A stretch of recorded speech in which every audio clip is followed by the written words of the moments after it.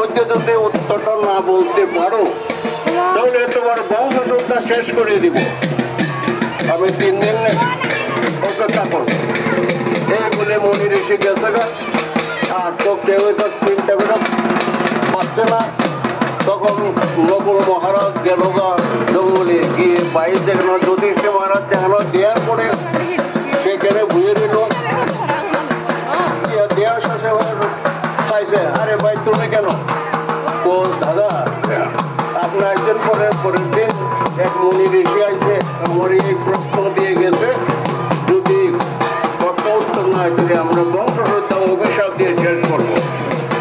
এলাকা তোমার কি চিন্তা? একদিন আগে তো আমি আসতেছি। তখন নকুল মহারাজ আর কোনো চিন্তা নাই, এসে বললো একদিন আগে যুধিষ্ঠির মহারাজ এলো। আসার পর যুধিষ্ঠির মহারাজ সিংহাসন অধিকার করছে। এই পরের দিন আসলো মনির ঋষি, আয়া বললাম নকুল মহারাজ আসেনি? না তান তো নাই, অন্ত যুধিষ্ঠির মহারাজ। ও যুধিষ্ঠির মহারাজ গিয়ে বললো আমি নকুল মহারাজ একটা প্রশ্ন বলেছিলাম। কি প্রশ্ন?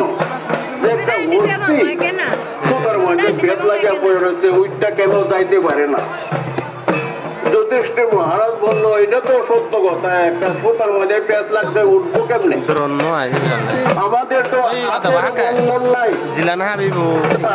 বন্ধন করতে আমরা কেন উদ্ধার হইতে পারি না? আমরা কেন মায়া জালে পড়ে রইলাম?